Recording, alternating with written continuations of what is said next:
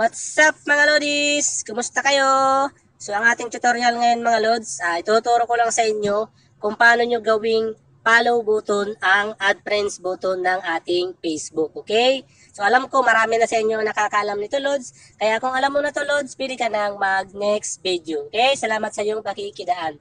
So para dun sa mga hindi pa nakakaalam, alam nyo bang pwede nyong palitan to ng follow button instead na add friend. So halimbawa ayaw nyo ng kung sino-sino ang nag-add sa inyo.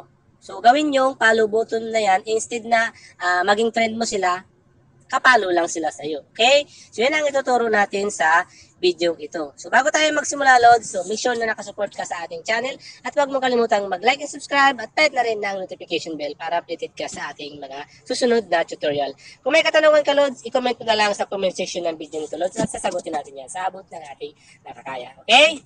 So sisimulan ko lang sa pinaka-umpisa Lods para makita nyo. So pag andito tayo Lods sa ating homepage ng ating Facebook, pupunta tayo dito sa tatlong slash na yan. Okay? Click natin yan. So shout out nga pala sa aking top fan, Babet Lasa. Thank you sa pagsusupport. So ayan, pupunta tayo dito sa tatlong slash na yan. So dito sa tatlong slash Lods, pupunta tayo dito sa setting and privacy. Okay? Click natin itong setting and privacy. Sa baba yan. Scroll up nyo lang. Tapos dito sa setting and privacy, lalabas tong setting. Pupunta naman tayo dito. So pag andito kayo Lods sa inyong setting and privacy, hindi lahat pare-parehas ang setting dito, okay? So minsan ang iba, kailangan nyo pang mag-click ng profile setting para makapunta dito sa another setting and privacy, okay? So kung andito na kayo at nakuha nyo na to, i-scroll up nyo lang at hanapin nyo ang audience and visibility or hanapin nyo ang how people find and contact you. Yan ang hanapin nyo I-click nyo yan. So ngayon, dito mga Lods, lalabas to. Itong sa taas na option na yan, who can send your friend request. So kailangan, i-click nyo yan. Yan. Tapos, kailangan ilagay mo siya dito Lods sa friends of friends. Okay? So ngayon, ang makaka-add lang sa'yo mga Lods ay yung mga taong may mutual friend sa'yo. Okay? So ngayon, titingnan natin Lods kung nabago nga ba talaga. So, babalik lang tayo sa ating profile.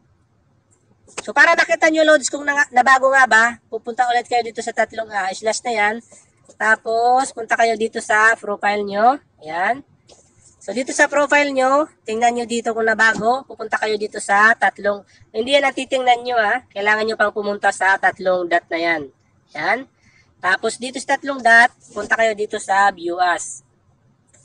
Sa view as mga Lods, ganyan na yung lalabas ng status, okay? Ganyan yung button. So, di ba napalitan na siya ng follow button instead na add friend button. So, ganun lang mga Lods. So, napakadali lang So, sana nasundan nyo at sana turuan ko kayo. Kung may katanungan ka Lods, i-comment mo na lang sa comment section ng video na ito.